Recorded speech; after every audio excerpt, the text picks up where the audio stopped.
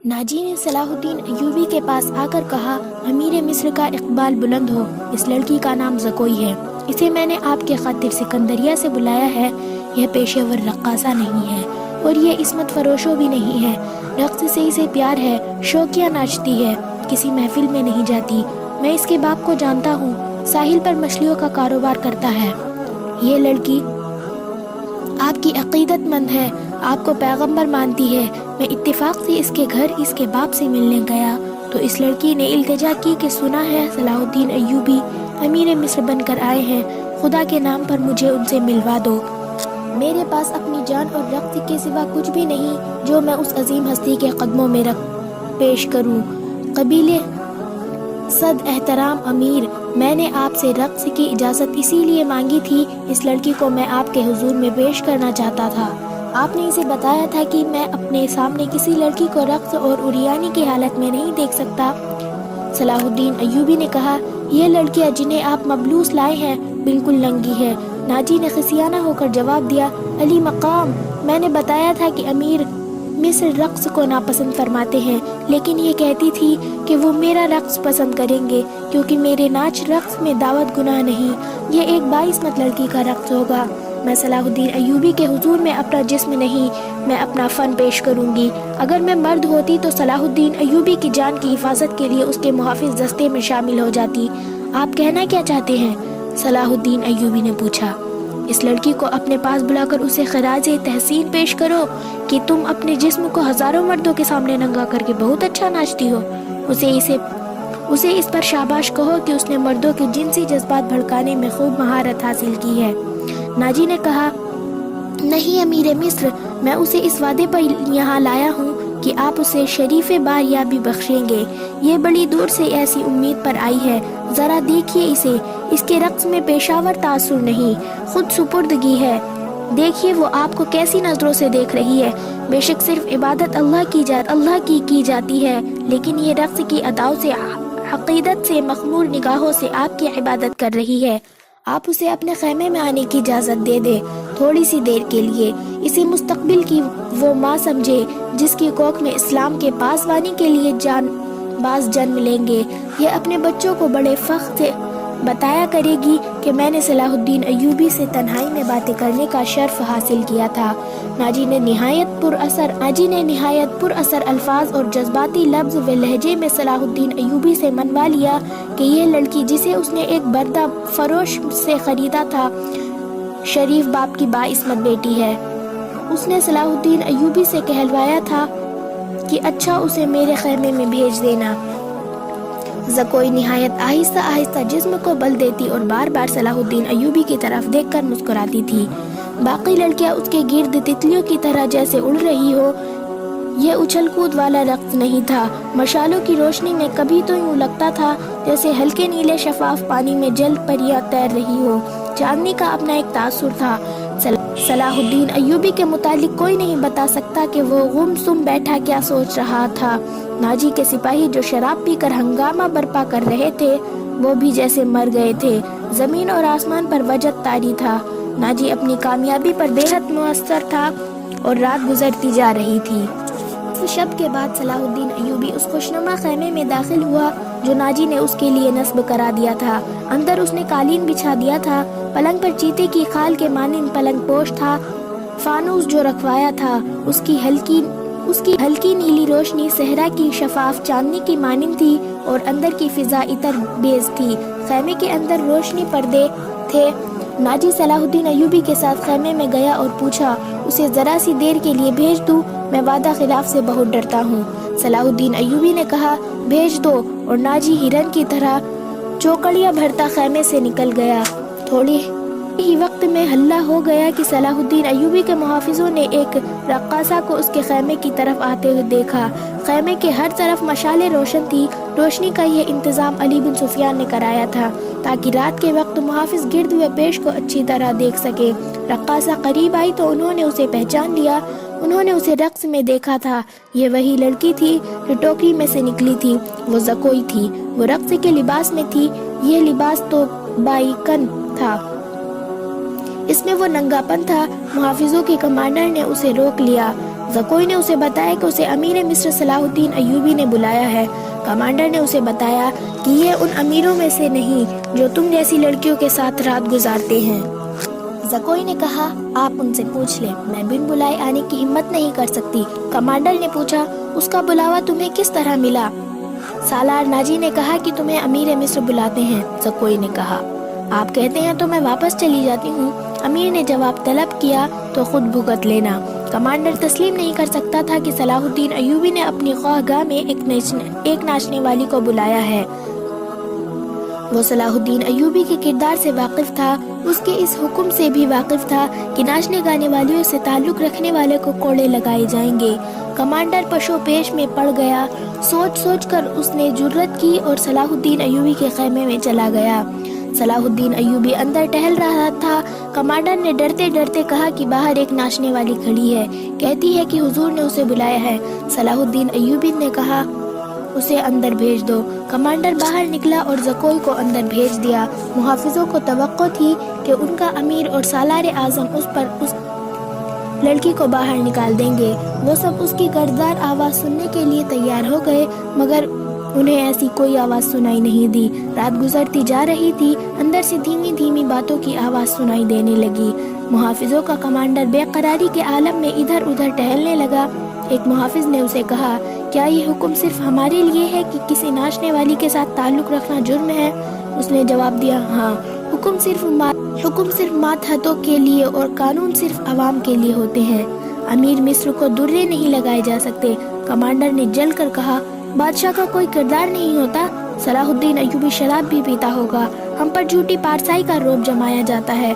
ان کی نظروں میں صلاح الدین ایوبی کا جو بت تھا وہ ٹوٹ پھوٹ گیا۔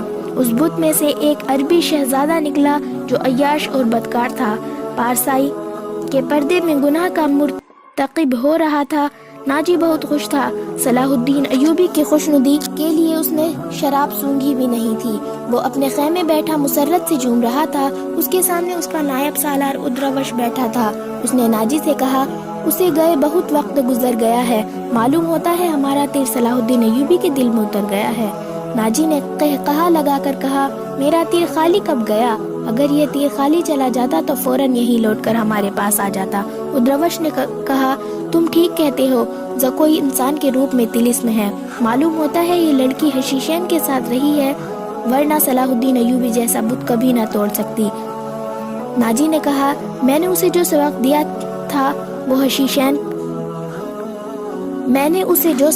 تھا وہ حشیشین کے کبھی وہم و گمان میں بھی نہ آئے ہوں گے۔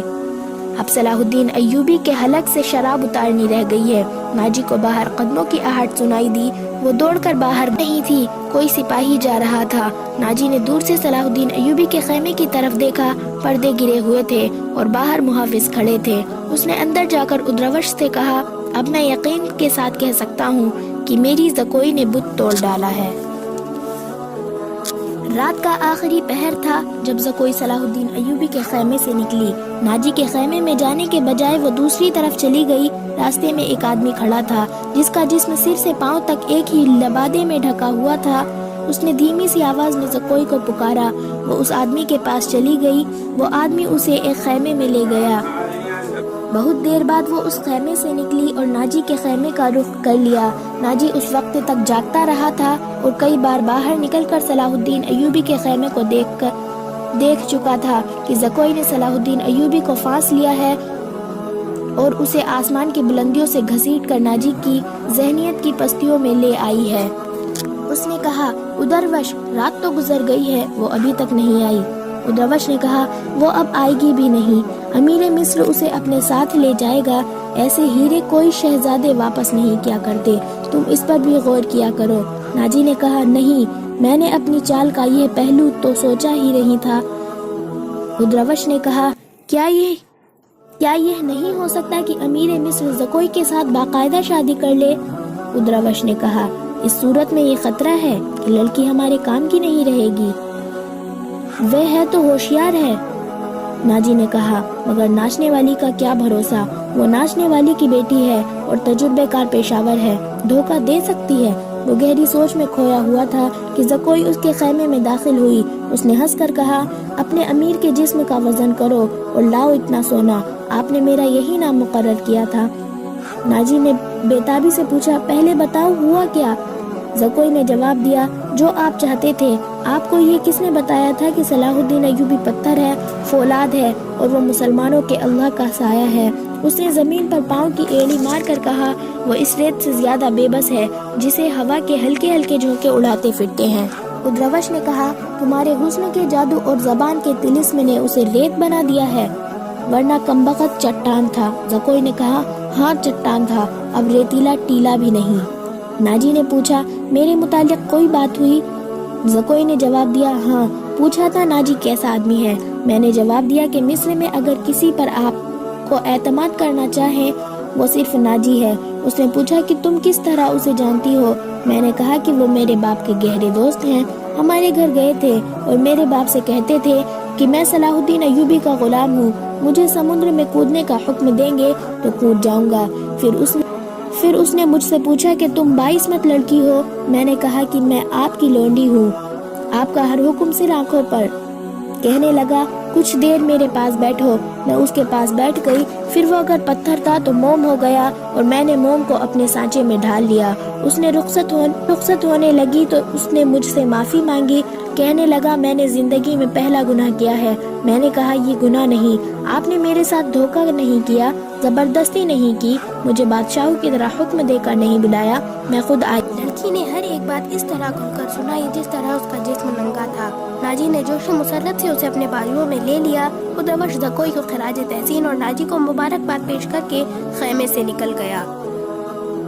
صحرا کی اس پورا سر رات کی کوک سے جس صبح نے جنم لیا وہ کسی بھی صحرائی صبح سے مختلف نہیں تھی، مگر اس صبح نے اجالے نے اپنی تاریخ سینے میں ایک راز چھپا لیا تھا جس کی قیمت اس سلطنت اسلامیہ جتنی تھی، جس کے قیام اور استحکام کا خواب صلاح الدین ایوبی نے دیکھا اور اس کی تعبیر کا عزم لے کر جوان ہوا تھا۔ گزشتہ رات اس صحرا میں جو واقعہ ہوا اس کے دو پہلو تھے، ایک پہلو سے صرف ناجی اور ادروش واقف تھا، دوسرے پہلو سے صلاح الدین ایوبی کا محافظ دستہ واقف تھا، اور صلاح الدین ایوبی، اس کا سراغ رسا اور جاسوس علی بن سفیان اور زکوئی تینوں ایسے افراد تھے جو اس واقعے کے دونوں پہلو سے واقف تھے۔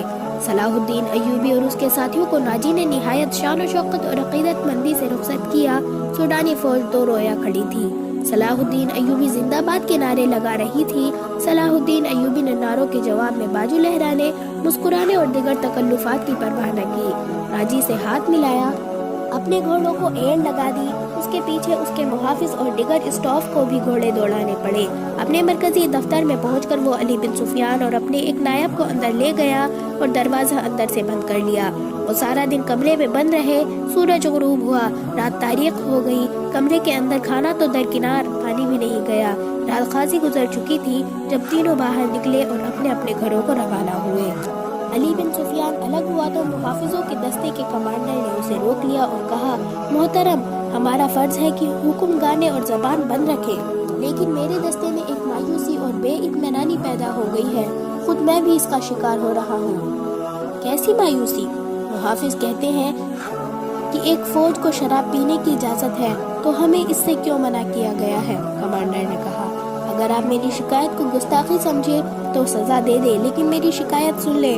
ہم اپنے امیر کو خدا کا پاک بندہ اور ہماری اصلاح کرنے والا، وہ ہمیں نیک راہ پر چلانے والا اور حضور پاک محمد صلی اللہ علیہ وسلم کا پھیلایا ہوا خدا کا بھیجا سچا مذہب اسلام پر ہمیں چلانے والا انسان سمجھتے تھے اور اس پر دل و جان سے فدا تھے، مگر رات علی بن سفیان نے اس کی بات پوری کرتے ہوئے کہا اس کے خیمے میں ایک ناچنے والی گئی تھی، تم نے کوئی گستاخی نہیں کی، گناہ امیر کرے یا غلام، سزا میں کوئی فرق نہیں، گناہ بہرحال گناہ ہے۔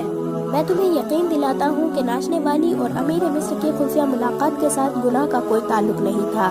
یہ کیا تھا؟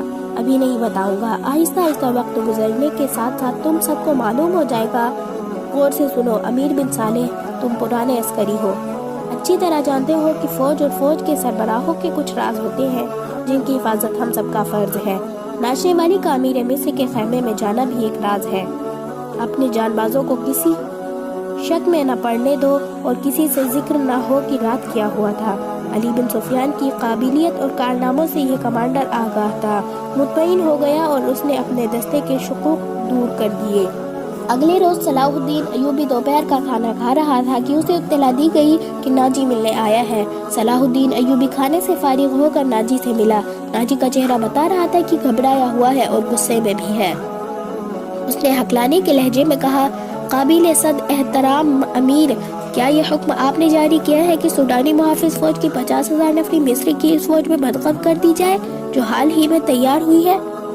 صلاح الدین ایوبی نے تحمل سے جواب دیا، ہاں ناجی، میں نے کل سارا دن اور رات کا کچھ حصہ صرف کر کے اور بڑی گہری سوچ و وچار کے بعد یہ فیصلہ تحریر کیا ہے کہ جس فوج کے تم سالار ہو اسے مصر کی فوج میں اس طرح ملا دیا جائے کہ ہر دستے میں سوڈانیوں کی نفری صرف 10% ہو، اور تمہیں یہ حکم بھی مل چکا ہوگا کہ تم اب اس فوج کے سالار نہیں ہوں گے، تم فوج کے مرکزی دفتر میں آ جاؤ گے۔ ناجی نے کہا، علی مقام، مجھے کس جرم کی سزا دی جا رہی ہے؟ صلاح الدین ایوبی نے کہا، اگر تمہیں یہ فیصلہ پسند نہیں تو فوج سے الگ ہو جاؤ۔ ناجی نے کہا، معلوم ہوتا ہے کہ میرے خلاف سازش کی گئی ہے، آپ کے بلند دماغ اور گہری سوچ کو چھان بین کر لینی چاہیے، مرکز میں میرے بہت سے دشمن ہیں۔ صلاح الدین ایوبی نے کہا، میرے دوست، میں نے یہ فیصلہ صرف اس لیے کیا ہے کہ میری انتظامیہ اور فوج سے سازشوں کا خطرہ ہمیشہ کے لیے نکل جائے، اور میں نے یہ فیصلہ اس لیے کیا ہے کہ فوج میں کسی کا عہدہ کتنا ہی اونچا کیوں نہ ہو اور کوئی کتنا ہی ادنا ہو، وہ شراب نہ پیے، ہلڑ بازی نہ کرے اور فوجی جشنوں میں ناچ گانے نہ ہو۔ ناجی نے کہا، لیکن علی جہاں، میں نے حضور سے اجازت لے لی تھی، اور میں نے شراب اور ناچ گانے کی اجازت صرف اس لیے دے دی تھی کہ اس فوج کو اس کی اصل حالت میں دیکھ سکوں جسے تم ملت اسلامیہ کی فوج کہتے ہو۔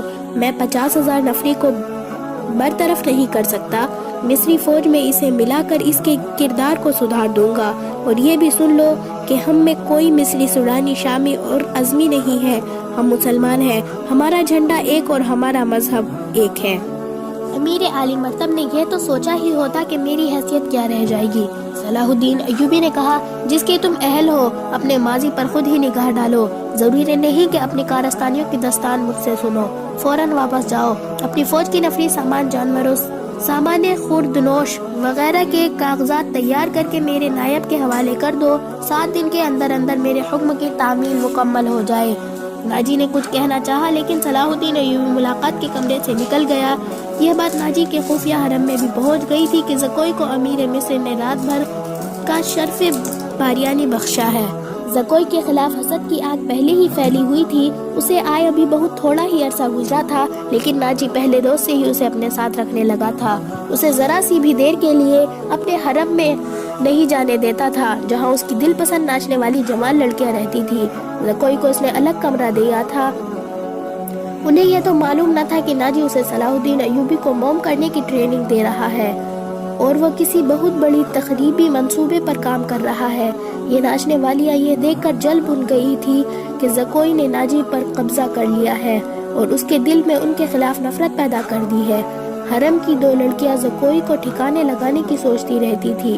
اب انہوں نے دیکھا کہ زکوئی کو امیر مصر نے بھی اتنا پسند کیا ہے کہ اسے رات بھر اپنے خیمے میں رکھا ہے، تو وہ پاگل سی ہو گئی۔ اسے ٹھکانے لگانے کا واحدہ طریقہ قتل تھا۔ قتل کے 2 ہی طریقے ہو سکتے تھے، زہر یا کرائے کا قاتل جو اسے سوتے میں قتل کر آئے۔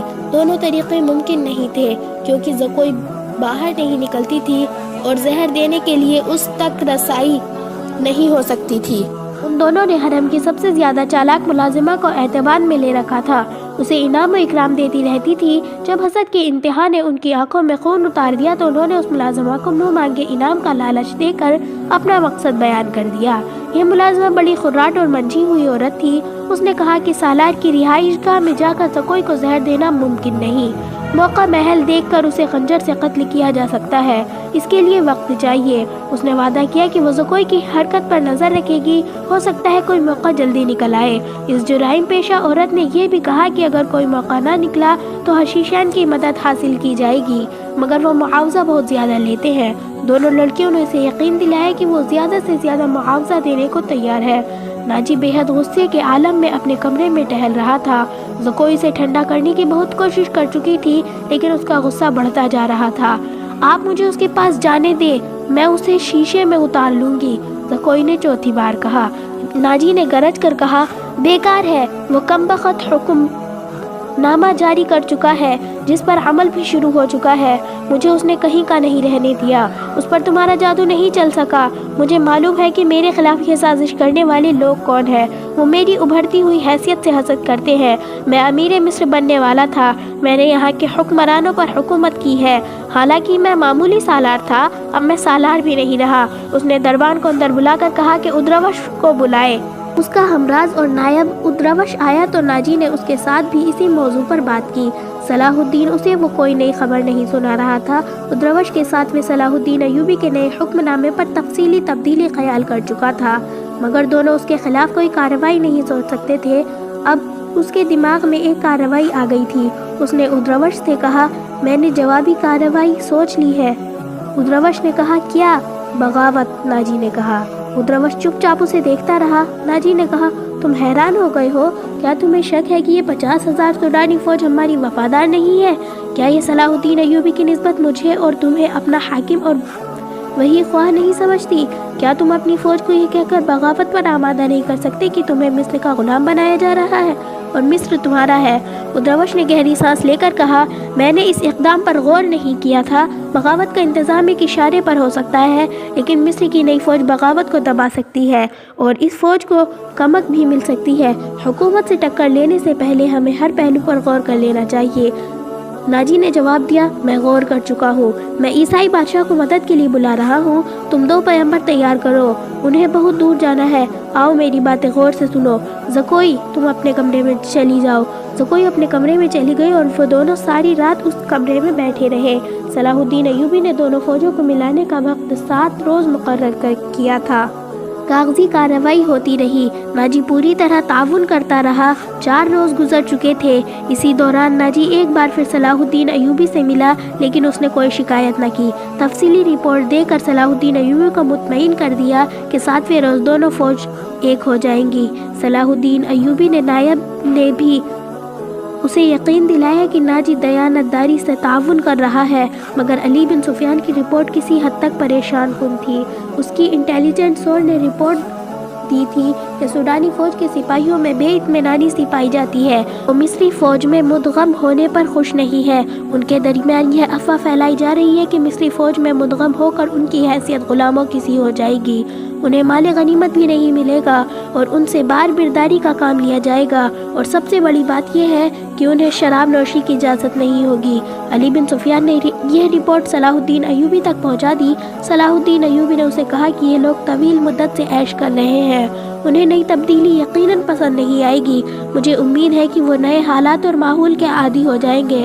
اس لڑکی سے ملاقات ہوئی یا نہیں؟ صلاح الدین ایوبی نے پوچھا۔ علی نے جواب دیا، نہیں، اس سے ملاقات ممکن نظر نہیں آتی، میرے آدمی ناکام ہے، ناجی نے اسے قید کر رکھا ہے۔